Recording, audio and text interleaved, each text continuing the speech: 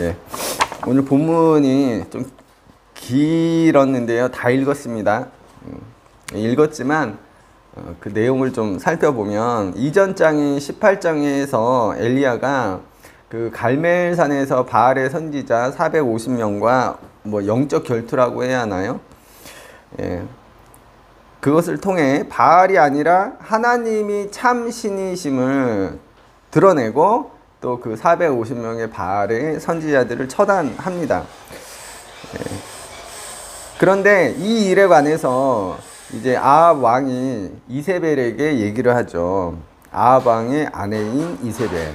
그녀가 이제 엘리야를 죽이려고 합니다.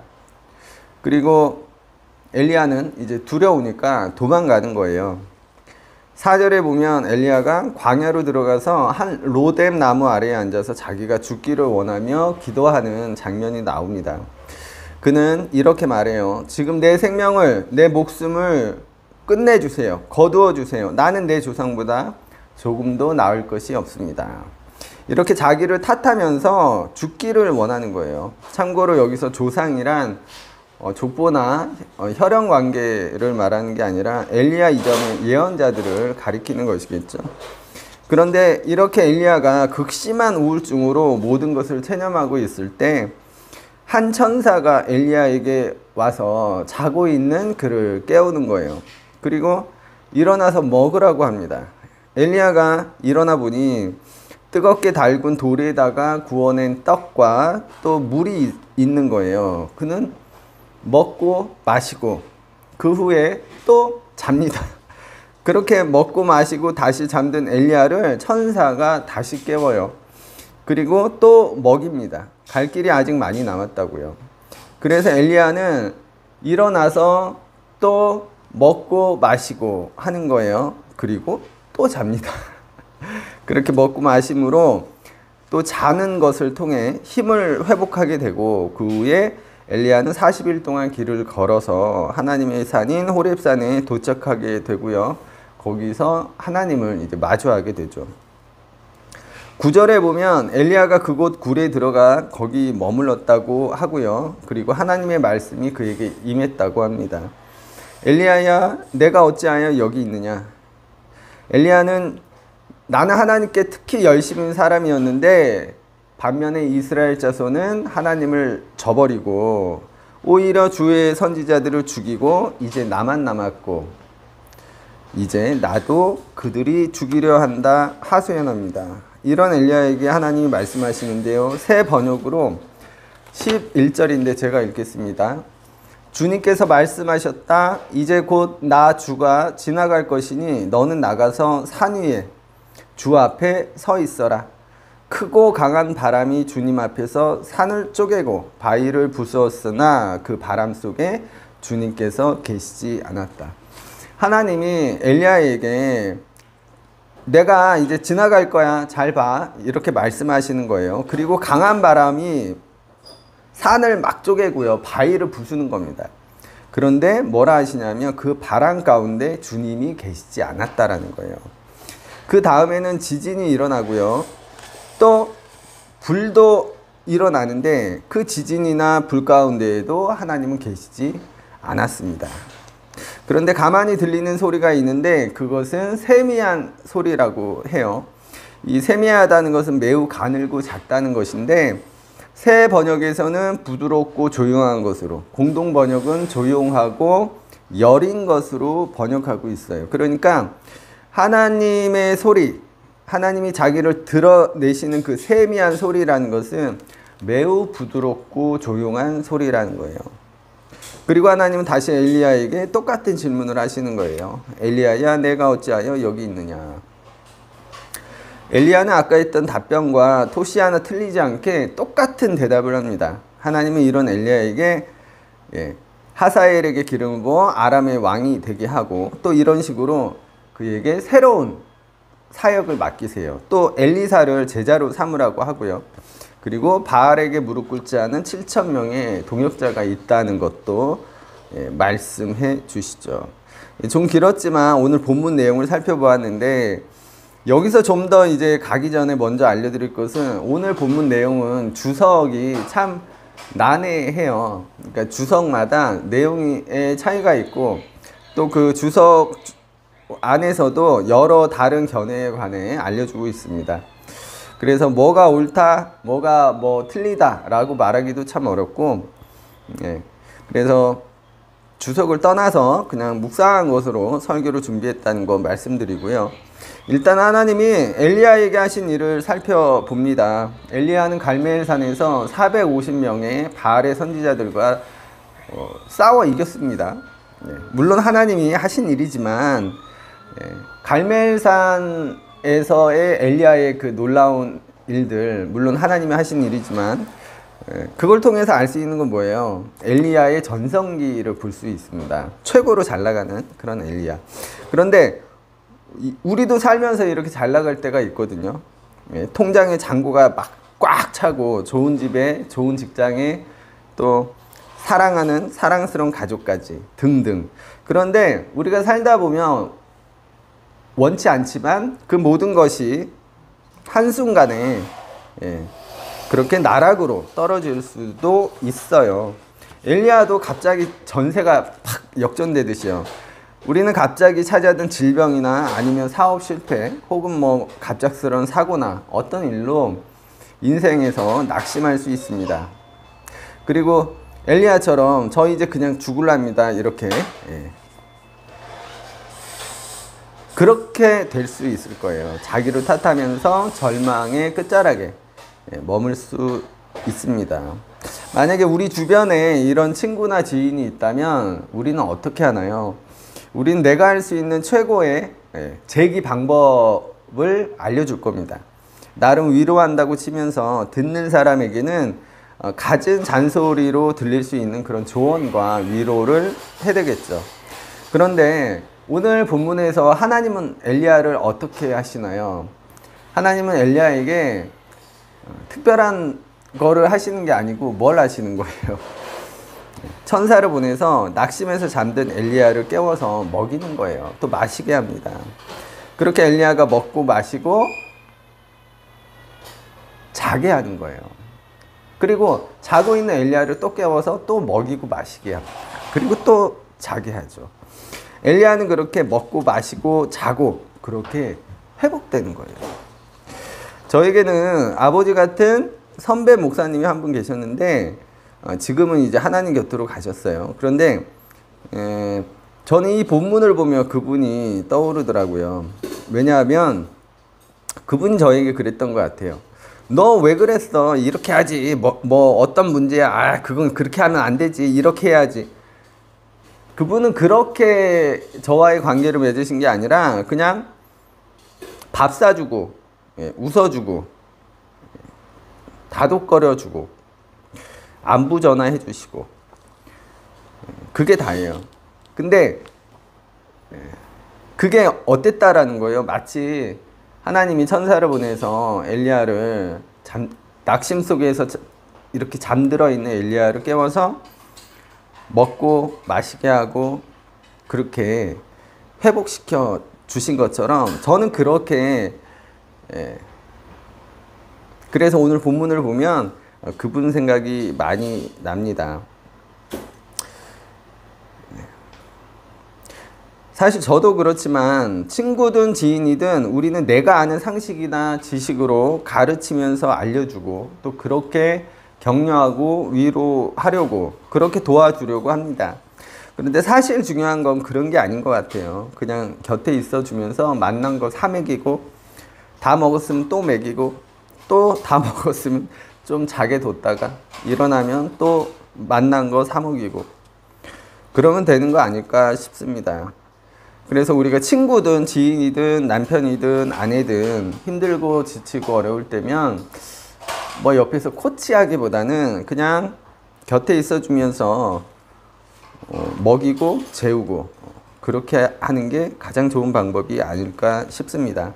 사실 힘든 사람은 조언이 필요한 게 아니고요. 물론 필요할 수도 있겠지만 그냥 누군가가 곁에서 혼자가 아니라는 거 그걸 알려주는 거 함께 해주면서 그리고 같이 먹고 같이 마시고 같이 자고 그 함께하는 일을 통해서 격려하고 위로하는 일이 필요하지 않을까 싶습니다.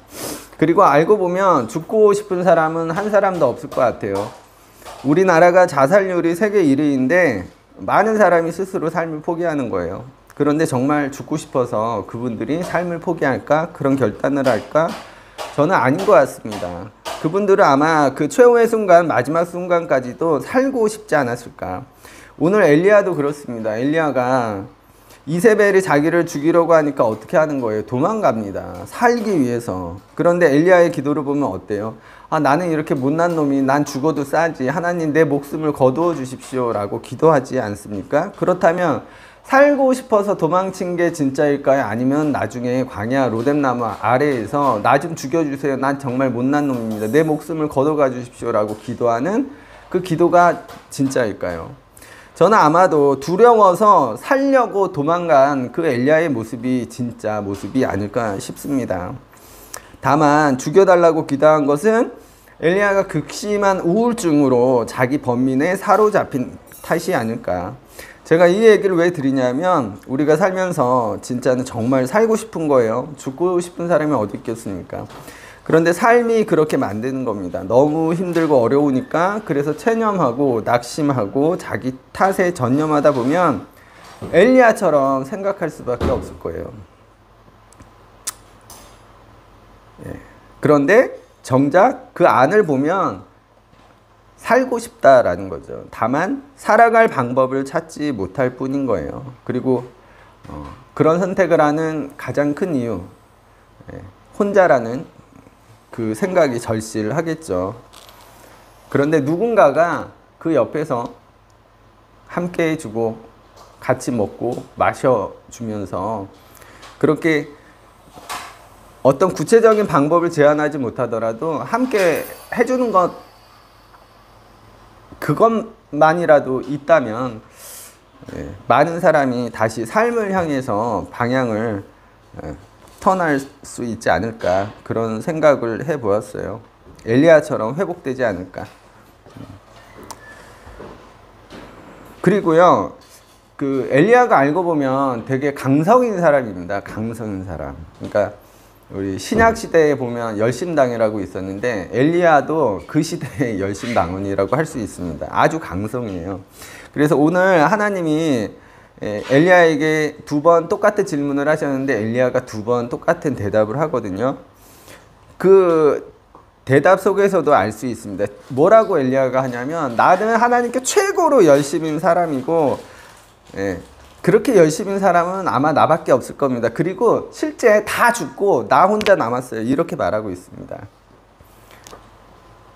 엘리야는요 450대 1에 놀라운 그 승리를 하였고 또 엘리야는 위대한 예언자임이 틀림없고요. 그렇더라도 엘리야는 나만이 하나님을 가장 사랑하고 나만이 하나님을 위해 가장 많이 일하고 가장 헌신적이고 또 그런 유일한 사람으로 생각했던 겁니다. 그런데 알고 보면 그게 아닌 거잖아요. 하나님이 오늘 본문 18절에 보면 바알에게 무릎 꿇지 아니한 7,000명을 말씀하십니다. 또 엘리사도 말씀하시죠. 그런데 엘리야는 참된 예언자들은 다 죽고 이제 자기 혼자 남아서 자기 혼자 모든 것을 해야 한다고 나밖에 남지 않았다고 하는 거예요. 이게 알려주는 게 있죠. 우리는 이제 그 영적 교만이라고도 할 수 있는데 나만이 참되고 나만이 진짜고 그런 교만을 잘 갖지 않는가 그런 생각을 들더라고요. 그래서 뭐든 혼자 하려고 하기도 하죠. 제대로 하는 건 나밖에 없으니까 내가 제일 열심히 하고 내가 제일 헌신적이니까. 그런데 알고 보면 뭡니까? 혼자 할 수 없다라는 거예요.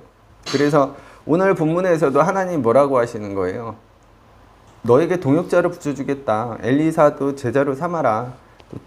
이렇게. 그게 오늘날 교회 공동체이죠.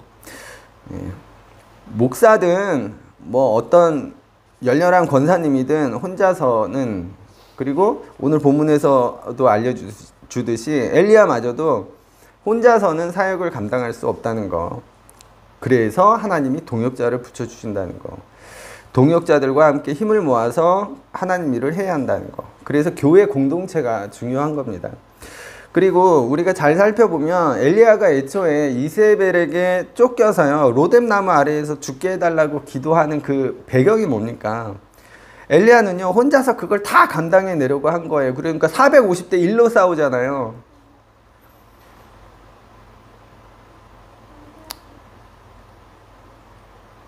혼자서는 안 된다. 예. 하나님은 이런 엘리야의 문제점을 잘 알고 계셨고 그걸 채워주십니다. 동역자를 붙여주심으로 더는 내가 혼자가 아니라는 것을 일깨워 주시죠.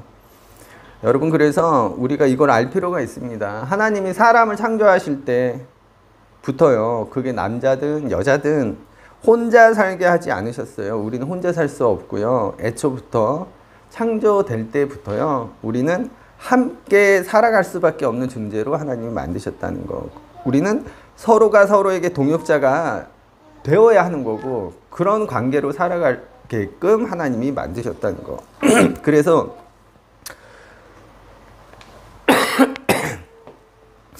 중요한 게요, 우리가 직장이든 가정에서든 어디서든 관계하는 모든 사람을 이렇게 볼 필요가 있는 거예요. 아, 저분은 나의 동역자구나. 나를 돕는 사람이구나. 한편 또 내가 도와야 할 사람이구나. 우리는 서로에게 다 동역자인 것입니다. 자, 오늘 설교가 좀 길어지는 것 같아서 여기서 세미한 소리에 관해 말씀드리고 설교를 마치려고 하는데, 오늘 본문에 이제 그 세미한 소리, 그게 뭘까? 이 주석에서도 여기에 관해서 이제 의견이 다양한 건데,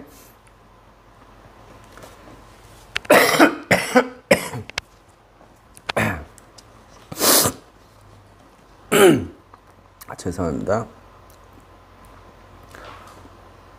하나님은 바람 속에도 지진 속에도 불 속에도 계시지 않았습니다. 그리고 세미한 소리가 들려오는 거예요. 주석을 떠나서 저는 이런 생각을 해봤어요. 흔히 강력한 바람, 마치 산을 막 쪼개고 바위를 부수는 하나님의 임재는 그렇게 나타나는 게 아닌가. 그분은 지진을 일으키시고 뜨거운 불 속에 그 안에 계신 거 아닌가. 그런데 사실 이게 틀린 건 아닙니다. 왜냐하면 하나님의 현현, 구약에서 그분이 나타나시는 거는 그렇게 뭐 불 가운데 뭐 바람으로 이렇게 나타나시거든요. 그렇게 표현이 됩니다. 모세한테도 아브라함한테도 불 가운데로 그 하나님의 현현이 나타났어요. 그런데 오늘 본문에서는 좀 다른 거예요. 하나님은 거기에 계시지 않는 거예요. 그런데 이게 참 그렇습니다. 분명 하나님이 먼저 엘리야에게 나 어디 있게 찾아봐라 하시고, 그리고 바람이 불었고 그 바람이 산과 바위를 쪼개고 지진이 났고 불도 내시는데, 그게 분명히 하나님이 하신 일인데 거기에 하나님이 안 계셨다는 거예요. 그분이 하신 일인데도 거기에 하나님이 계시지 않았다는 거예요. 그리고 세미한 소리로 하나님이 오시는 거예요. 그리고 그 세미한 소리는 하나님의 말씀이죠. 저는 이런 생각을 해봅니다. 네가 원하는 하나님 이런 거 아니야? 여러분, 우리가 원하는 하나님 그런 하나님 아닙니까? 막 산을 쪼개고 바위가 그냥 팍 쪼개지는 그런 강한 능력의 하나님, 지진과 같이 불과 같이. 그런데 그 안에는 하나님이 계시지 않았다는 거. 하나님 어디에 계셨다는 거예요? 세미한 소리 그 가운데, 그 세미한 소리로 자기를 드러내시는 하나님.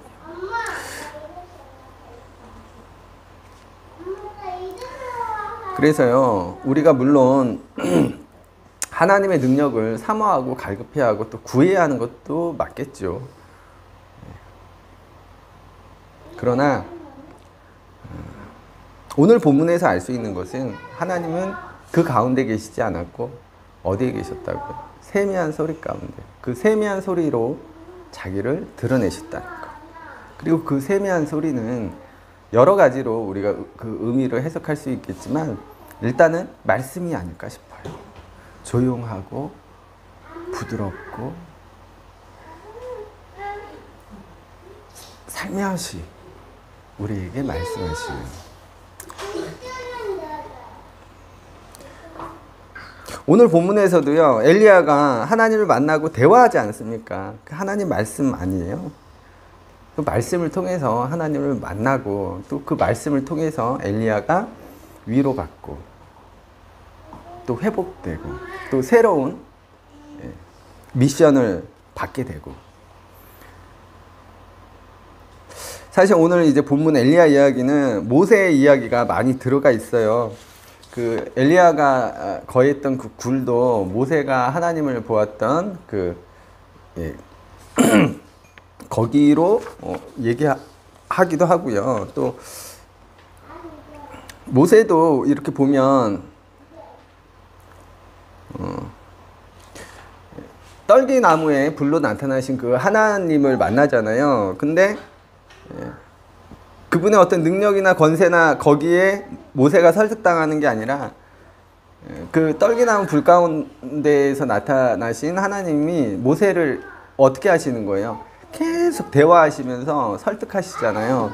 그래서 나는 처음에 그런 일 할 수 없습니다 라고 했던 그 모세가 결국에는 설득당하는, 그리고 그 엄청난 일을 해내게 되는 거 아니겠어요? 오늘 본문에서도 마찬가지로 하나님은 엘리야를 설득하십니다. 너는 왜 여기 있게 되었지? 너희 사명이 뭐였는지 생각해봐. 그런데 왜 여기 있니? 그리고선 그 사명을 계속할 수 있게 또 다른 미션을 주시는 거예요. 다른 말로 엘리야가 살아갈 이유를 주시는 것이죠. 지진이나 불이나 그런 하나님의 능력을 통해서가 아니라 그분의 세미한 소리, 그분의 말씀으로. 저도 강력한 바람이나 지진이나 불과 같은 하나님을, 그런 하나님 좋아요. 그분이 내 삶에 그렇게 강력한 바람과 같은, 지진과 같은, 불과 같은 능력으로 나타나시고, 그렇게 그분의 능력이 모든 문제를 해결해주고 그러면 좋겠습니다. 그런데 하나님은요, 우리에게 그런 식으로 오시지 않는다는 겁니다. 하나님은 세미한 음성으로 곧 말씀으로 오신다는 거예요. 그리고 그 말씀은요, 우리에게 나름 이해되게 논리적으로, 혹은 그게 아니더라도 내가 수긍할 수 있게 그렇게 대화를 통해 우리를 설득하신다는 거. 그래서 우리가 바른 기도를 하면 좋겠습니다. 기도한다는 게요, 사실 대화이고요. 그 이전에는 잠잠히 듣는 것이거든요.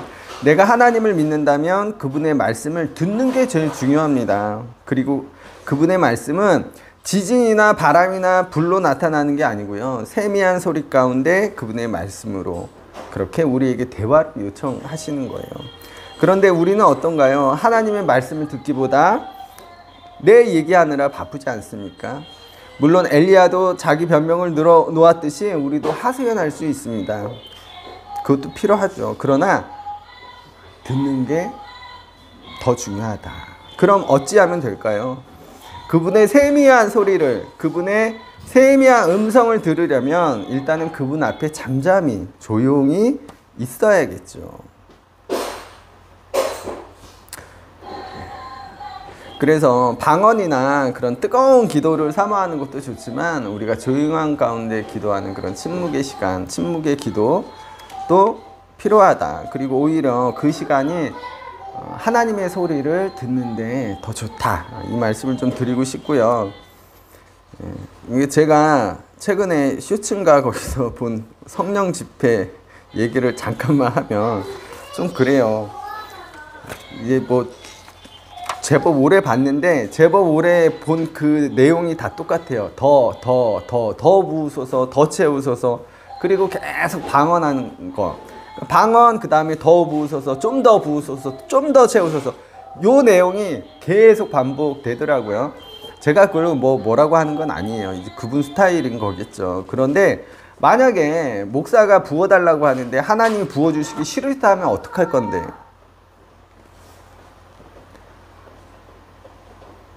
더 채워달라고 하는데 하나님이 채워주기 싫은 건데 자꾸 채워달라고 하면 어떡할 건데? 예? 제가 이 말씀을 드리는 이유는 예? 채워주시고 더 부어주시고 그래야죠. 그러나 그 전에 그분의 뜻이 어디에 있는가를 살피는, 그분의 세미한 소리, 세미한 음성을 듣는 게 더 중요하다. 그 얘기를 좀 드리고 싶은 거였고요. 그러기 위해서는 우리가 어떻게? 조용한 가운데 그분의 음성, 곧 세미한 소리로 오시는 그 하나님께 집중할 필요가 있다. 예. 그리고 이제 정말 끝으로 이 말씀만 드리고 마칠 건데요. 엘리야야 내가 어찌하여 여기 있느냐, 이 말씀은요, 듣는 사람에게는 질책이 될 수도 있고요, 또 위로의 말씀이 될 수도 있고요, 설득의 말씀이 될 수도 있습니다. 왜냐하면 너 여기 왜 있니? 이 말씀 뭐예요? 너 뭐 해야지, 왜 그 시간에 여기 있니? 왜 저거 안 하고 지금 여기 있니? 이렇게도 들릴 수 있고, 또 야, 너 여기 왜 있니? 무슨 일 있었어? 아팠어? 무슨 문제 있었어? 이렇게 다독거리는 말씀이 될 수도 있고요. 또 네가 여기 왜 있는 거야?